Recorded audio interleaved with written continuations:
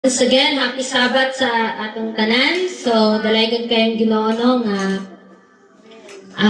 mga igsoon tungod kay anihan na usab tanaw maayo kayong panahon og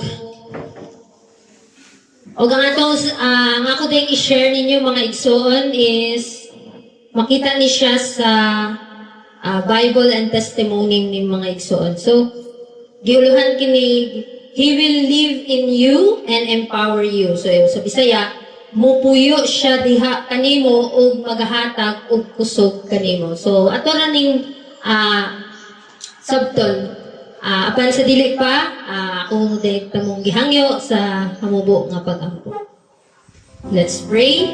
Our Father in heaven, thank you so much for this opportunity that we'll gather together in your name. And while we samtang nasab kami magatuon sa iyong mga pulong, help us Father na amin po amo ning masabtan o amo kining makinabuhian nga nahiiyon lamang sa imong kabubuton. Thank you so much Father for everything and forgive all our sins in Jesus name. Amen. So once again, good afternoon and happy Sabbath. Ayan, so kung doon na may mga Bible, no? So, ang atong key text, makita sa Romans chapter 1, verse 16. So, sige, ingon diha. Ingon dire, kay dili ko igakaulaw ang maayong balita, kay kini mao ang gahom sa Dios alang sa kaluwasan, sa tagsatagsa nga motuo, una sa tanan sa Hudyo, ingon man sa Gresyahanon. So, isip nga mga Kristohanon, dili lang mga elders sa iglesia o mga pastor ang mo sangyaw sa maayong balita, bisan sa mga gagmayng bata makahimo usab sa pagmantala niini. So, gihangyo ta no, ang atong topic ganiha nga duna kita laing-laing mga obligasyon ilabi na isip miyembro sa iglesia kita usa parte sa lawas ni Kristo. So, kinahanglan yun mga igsoon nga kitang tanan kanang dunay obligasyon nga magpagamit sa iyang mga buluhaton. So, ingon diha sa Christ Object Lesson, page 314, paragraph 5, kadtong midawat kaniya, gihatagan siya kanila og gahom sa mahimong mga anak sa Dios bisan kadtong mituo sa iyang ngalan. Kita na sa John chapter 1:12. Kini nga gahom dili gikan sa tawo apan gikan sa Dios. Kung ang usa ka kalag modawat kang Kristo, siya makadawat og gahom sa pagpuyo sama sa kinabuhi ni Kristo. So usahay kita no mga igsoon magunahon nata nga. Unsaon man nato pag kinabuhi nga sama ni Kristo? Lisod kayo labi na naata ning kalibutan nga dali ra kay ta makasala. No? Pero timanan nato nga ang tentasyon dili na siya sala. Pero kung i-grab ni mo na nga temptation, diha na siya o diha na ka makasala.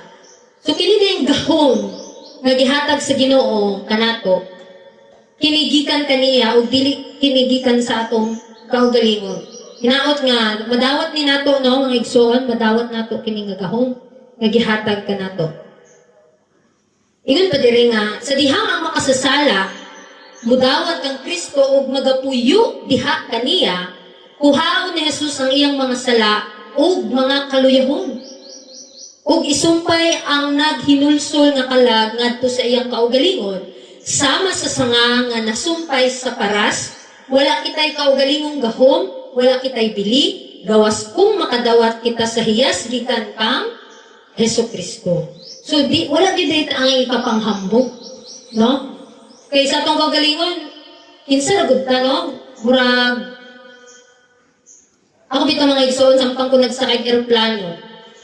Nagtanaw dyan ko sa ubos ba? Pagkagamaya, ragod ay nato, kung boto na naon. Pero nga nung gimahal man ta sa Ginoo, nga nung gihatagan man ta niyag bili. Unya kita, dili pag yun nato, kanang murag gisayangan pabitaw nato ang higayon nga gitagaan kita opportunity nga mahimong iyang mga anak, no? Wala gitay ka arang kapanghambog.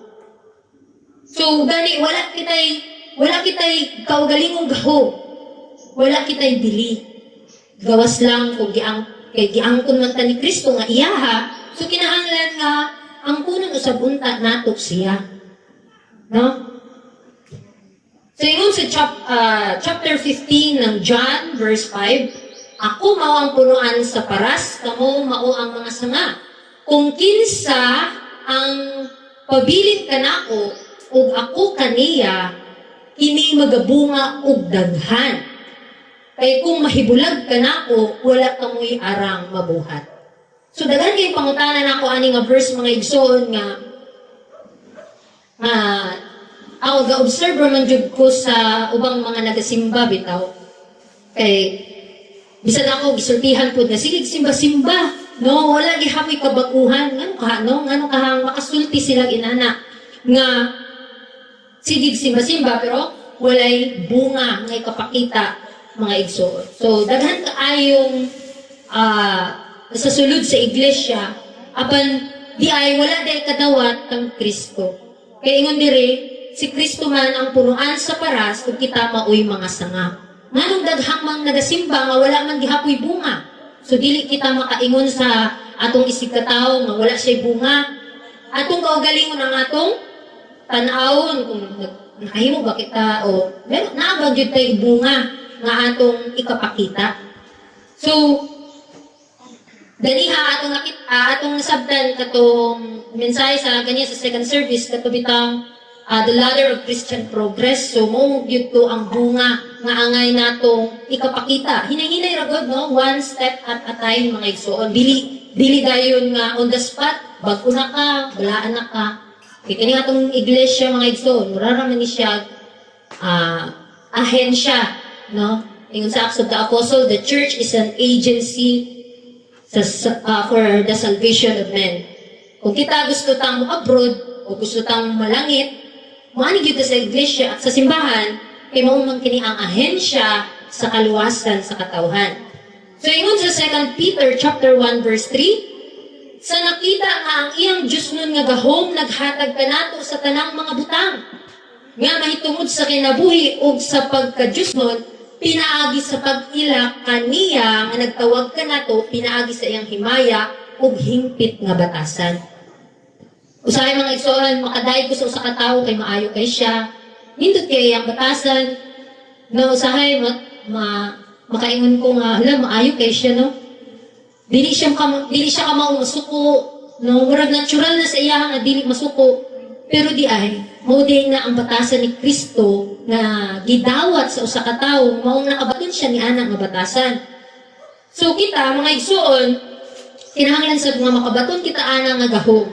Kanang Diyos nun nga gahom nga naghatag kanato sa tanang mga butang nga mahitungod sa kinabuhi o sa pagka-Diyos nun. Bisan kinsa naman gusto magkinabuhi nga pagka-Diyos nun. Pero nganong lisod man gyud gihapon, no? Lisod gyud gihapon maipakita sa atong kaugalingon.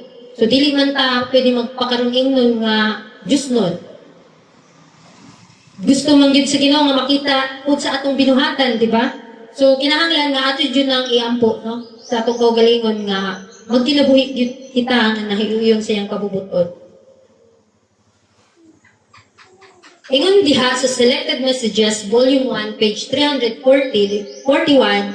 paragraph 1, walay lain nga paagi alang sa kaluwasan sa tawo. Kung wala ako, ingon ni Kristo wala kamoy mahimo. Pinaagi kang Kristo o kang Kristo lamang ang mga tinubdan sa kinabuhi, makapabuhi sa kinaiya sa tao, makausab sa iyang mga gusto, o makatugot sa iyang mga pagbati nga mudagayday paingon sa langit, pinaagi sa panaghiusa sa balaan nga kinaiya o sa kinaiya sa tao. Si Kristo makapadanag sa panghunahuna ug makahatag sa kinabuhi nga mga hiyas ngadto sa kalag nga patay tungod sa mga sala ug kalapasan. Makaingon ba ta mga igsoon sa atong kaugalingon nga patay na ta sa atong kalapasan? Di ba? Bisan gani kung ingon ta nga Kristohanon ta, nagihapoy mutintal nato, nagihapoy kanang bang lubira nato, murag naman napay desire nato nga makasala. So, kinahanglan nga ato dyan ng hinuktukan pag-ayo. Kung tinuod ba yun nga nahimo na tang patay diha sa pagpakasala. Kay bisan unsa isulti sa tao, dili na nato tagdun tungod kay hinumdumi ninyo bidaba ka ng patay na bitaw. Bisag sipaon nimo, dili naman na magunsa, dili na siya mo mubalos nimo kay patay na. So sama sa usa ka Kristohanon, kung patay na siya sa iyang pagkatawhanon ug si Kristo na ang nabuhi kaniya, bisag unsay mga masakit nga istorya, dili na gid na siya masakitan. No, usahay sa akong apahin mga igsoon, bisag 24 years na ko nga nag-angkon nga Kristohanon mga igsoon, murag makadungog kog mga sakit nga istorya, murag maapektuhan pa man ko. So makaingon jud ko nga dili pa jud ko patay mga igsoon, buhi pa jud ko. So mga igsoon, kinahanglan jud nga pangayoon nato sa Ginoo nga mabuhi si Kristo sa atong kaugalingon, dili ang atong kaugalingon ang mabuhi, kundi si Kristo lang.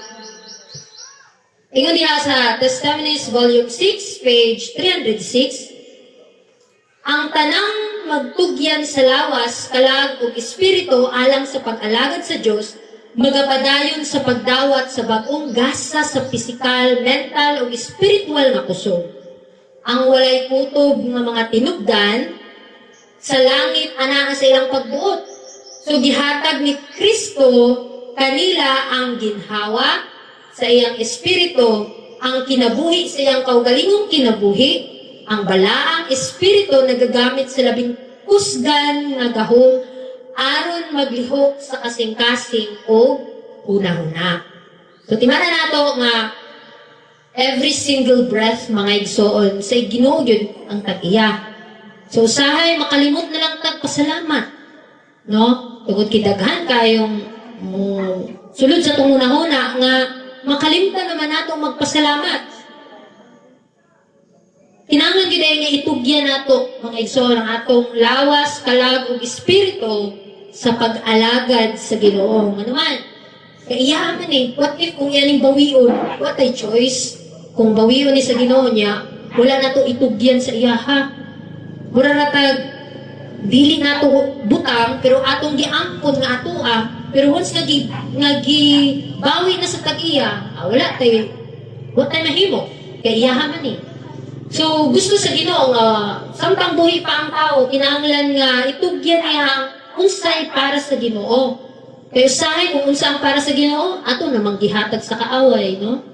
Mga ato dyan ang pamalandoon pag-ayaw mga igsoon, bisan pa nga nag-angkon kita nga mga Seventh-day Adventist, pero dili na mao ang basihan nga Kristohanan bagyod ta. No, mga igsoon, so ingon dira nga gihatag ni Kristo kanila ang ginhawa sa iyang espiritu, ang kinabuhi sa iyang kaugalingong kinabuhi. So matag-usan nato mga igsoon, doon naman jud tay mga nagkalain-laing experience, pero hinaot nga ang kamaayo sa Ginoo mas mulabaw natong makita sa atong kinabuhi. Ingon sa Ephesians chapter 3 verse 16 to 19, nga unta itugot niya kaninyo sumala sa mga pagkadato sa iyang himaya aron paligunon kamo. Uban ang gahom pinagi sa iyang espiritu diha sa tao nga sa sulod, aron si Kristo pinaagi sa pagtuo magpuyo diha sa inyong mga kasing-kasing. Aron nga kamo sa gipagamot o gipaugma diha sa gugma, mga ligon kamo sa pagsabot apan sa tanang mga balaan sa kasangkaron ug sa gitason ug sa kahabugon ug sa kahaladmon ug sa pagkasayod sa gugma ni Kristo nga nagalabaw sa tanang pag-ila aron mapuno kamo sa tanang kahupnganan sa Dios. So inaot mga igsoon nga kaning mga kamatuoran nga atong hibaw-an makinabuhi nato ni nga nahiuyon po sa iyang kabubuton mga igsoon. Usahay, daghan na kahit ang nahibaw ang kamatuuran. Pero, mismo sa atong kaugalingon, lisod pa kaayo ma-overcome ang mga kaluyahon. Pero ingon diha, unta mga igsoon, no, nga dunggon sa Ginoo ang atong pag-ampo, nga baguhon ta niya, personally sa atong kaugalingon, aron nga musulod na siya, Kay gani, ngano ka nga dili man musulod ang Ginoo sa atong kasing-kasing nga unta. Niingon naman ta nga gipasulod na nato si Kristo. Pero kung ato yung susiyon pag-ayo ang kasulatan mga igsoon, nganong dili man musulod si Kristo sa kasing-kasing, bisan musulti ang tao nga iyan ang gipasulod, tungod kay daghang basura nga nag-atang sa sulod sa kasing-kasing. Mao si Kristo dili gid kasulod. Parehara gud anang balay nato mga igsoon nga hugaw dayon gubaon naa kahay puyo. So wala no. How much more ang atong Ginoo nga kung ang atong kasing-kasing puno kayo sa basura, dili jud siya kasulod. Ang kinahanglan nga limpyuhon nato, hangyo nato ang Ginoo nga bag-uhon sa niya, i-repair sa niya ang atong kasing-kasing ug bangtangon ang tanang mga butang nga mga makadunot o mga butang nga makabaton og sala ug ayha pa siya makasulod sa atong kasing-kasing. Sa John chapter 1, mabasa diha verse 16, kay nga tanan kita nakadawat sa iyang kahugnanan ug sa grasya tungod sa grasya. So anay lain mga igsoon no? Sa grasya lang yun. Ingon niya si Sons and Daughters of God, page 76. If you are willing to learn meekness and lowliness of heart in Christ's school, He will surely give you rest and peace. Kung andam ra gyud ta mga igsoon nga makakat-on, nga mapainubsanon o pagkamalumo diha sa eskwelahan ni Kristo, sigurado jud nga iyang ihatag kanato ang kapahulayan o kalinaw. Ingon diri sa Bisaya, lisod kaayo nga pakyason ang kaugalingong kabubuton o kaugalingong dalan. Apan kung kini nga leksyon matun-an, makaplagan mo ang tinuod nga pahulay ug kalinaw. Ang garbo, pagkahakog ug ambisyon kinahanglan nga mapildi. Ang imong kabubuton kinahanglan nga matunaw diha sa kabubuton ni Kristo. Susubuto na lang mga igsoon, lisod jud kayo magbag-o sa itong kaugalingon. Lisod kayo wag tangon ang kanang garbo, kay lisod baya kayo, labi naapatay silingan nga murag surang-surang, mga mo taas jud ang atong garbo. So lisod kayo na mapilti mga igsoon, mga ganingon dire nga kinahanglan nga malanay or matunaw diha sa kabubuton ni Kristo kini nga mga butang. Kining mga butang nga pagkahakog, ambisyon, mga butang nga kalibutan. Kaya ang tibok kinabuhi mahimong usa ka padayon nga halad sa gugma, ang matag buhat usa ka pamahayag ug ang matag pulong usa ka pagpamulong sa gugma. Sama sa kinabuhi sa paras nga nagasirkulo sa tangbo ug sa mga kumpol, naganaog sa ubos nga mga ugat ug nagaabot sa pinakataas nga dahon. Ingon man usab ang grasya ug gugma ni Kristo magadilaag ug magadagayday sa kalag, magadala sa iyang mga hiyas sa matagbahin, sa pagkatawo ug magapuno sa matagliho sa lawas ug hunahuna. Hinaot nga itugutan nato kini nga mga kining mga gahom aron makabaton kitag bunga alang sa kaluwasan mga igsoon. So ingon diha sa Christ Subject Lesson, ang pagkabalaan sa kalag pinaagi sa buhat sa balaang espiritu mao ang pagkatahom sa kinaiya ni Kristo sa katawhan. Ang relihiyong ebanghelyo mao si Kristo sa kinabuhi, usa ka buhi ug aktibong prinsipyo. Kini ang grasya ni Kristo nga makita sa kinaiya ug mapadayag pinaagi sa maayong mga buhat. Ang mga prinsipyo sa ebanghelyo dili mapahimulag sa bisan unsang aspeto sa praktikal nga kinabuhi. Ang mataglinya sa kasanatian o buluhaton sa Kristohanon kinahanglan nga ma-representar sa kinabuhi ni Kristo. Mo ni ang giingon nga true religion mga igsoon. Sa una bata pa ko himo basta kanabitang word na religion, abinakog ka ng Adventist, yung mga ngalan ba? Mo na ang reliyon. Pero di ang tinuod nga relihiyon, mao di ay ang pagtanom sa kinaiya ni Kristo diha sa katawhan. Mao ni ang tinuod nga relihiyon. No, ang mga batasan nga mga langit nung batasan ang atong maumol sa atong kinabuhi. Ingon pa diha, ang tinuod nga pagtuman resulta kini sa prinsipyo nga naa sa sulod. Nagagikan kini sa gugma sa pagkamatarong, sa gugma sa balaod sa Dios. Ang kinatibuk-an sa tanang pagkamatarong mao ang pagkamaunungon sa atong manunubos. Kini magadala kanato sa pagbuhat sa matarong tungod kay kini matarong. Tungod kay ang pagbuhat sa matarong makapahimuot sa Dios. So, kung gusto nato nga sa tanan natong buluhaton, mo inom kita o mukaon, maghatag kahimayaan sa Ginoo, muha nilain, mubuhat ag matarong. Kay maulamang kini ang makapahimuot diha sa atong Ginoo. So, yun diha sa Testimonies to Ministers, page 389, sa dihang ang mga pulong ni Jesus nga puno sa pagtulunan, madawat ug musulod sa atong kasing-kasing, siya mahimong usa ka permanente nga presensya, nagakontrol sa atong mga hunahuna, idea ug mga buhat. Napuno kita sa pagtulunan sa labing bantugan nga magtutudlo nga nailhan sa kalibutan. Ang pagbati sa responsibilidad sa tao o siyang impluensya nagahatag og kinaiya sa atong pananaw sa kinabuhi ug sa adlaw-adlaw nga mga buluhaton. Si Hesukristo mao ang tanan para kanato. Ang una, ang katapusan, ang labing maayo sa tanang butang. Si Hesukristo ang iyang espiritu, ang iyang kinaiya, naghatag og kolor sa tanang aspeto sa atong pagkatao. Siya ang habol ug ang biste, ang tibuok panakton sa atong kinabuhi. Ang mga pulong ni Kristo mao ang espiritu ug kinabuhi. Busa dili na kita makapokus sa kaugalingon. Dili na kita ang nagapuyo. Apan si Kristo nga buhi nga nagapuyo diha kanato ug siya mao ang paglaom sa himaya. Ang kaugalingon patay na. Apan si Kristo buhi nga manluluwas.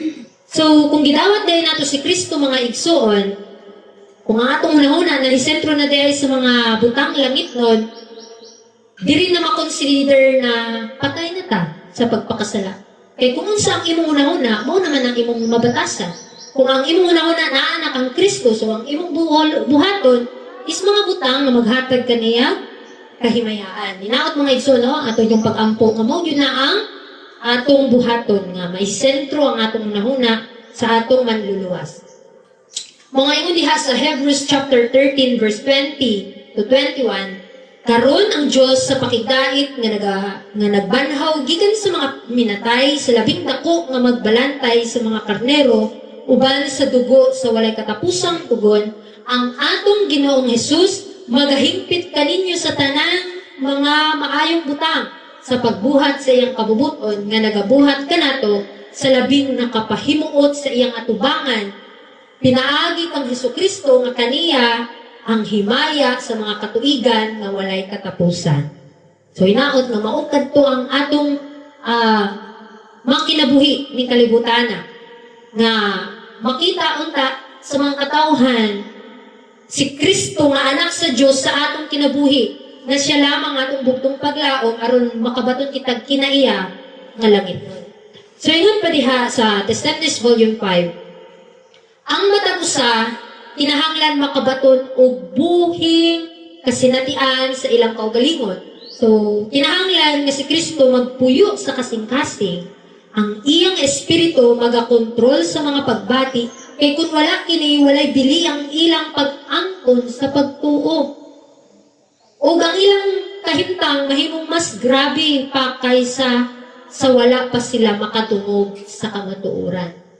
So, timanan nato mga igsoon no nga, kung nakabalo na dito sa kamatuoran, pero wala na ito kini makinabuhian, mas labaw pa ta kaysa atong mga tao nga nagkinabuhi nga makasasala, pero sila wala man makabalo sa kamatuoran. So, mas labing makaluluoy ta.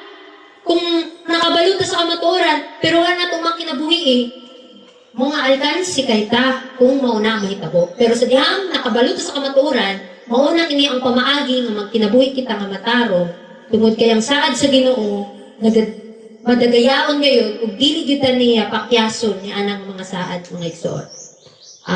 Second to the last sabi diha na Testimonies Volume 9 page 187, hinaot nga tabangan kita sa Ginoo nga mamatay sa kaugalingon ug matawo pag-usab aron si Kristo magapuyo diha kanato usa ka buhi aktibo nga prinsipyo usa ka gahom nga magapadayon sa pagtipid kanato nga balaan. Mo ni ang atong pag-ampo di ay mga igsoon hinaot Ginoo no nga mga sa Ginoo nga hinaot nga mamatay na akong kaugalingon dili na unta ko masakitan sa mga pulong nga mga dili maayong pulong mga igsoon no ug siya magapuyo diha kanato.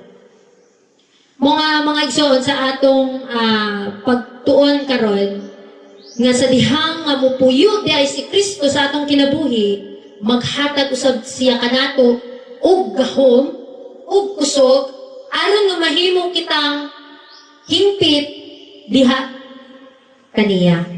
Maginaot nga kato nga mga mensahe no magahatag kanato o pagtulunan nining adlaw ipapahulay hangtod niya siyang pagbalik mabat na nato ang ginatawag o kalinaw sa atong hunahuna ug magpuyon ang atong Ginoo kay mao man kini yang saad magapuyo siya diha kanato kung atong itugyan ang atong lawas kalag ug espiritu ug maghatag kanato og kahupayan sa tanan natong mga gibati kay ang kalinaw maanaon niya kanato. Diri na lang kutob ang atong mensahe ni ining kahaponon and once again happy Sabbath and God bless sa atong tanan.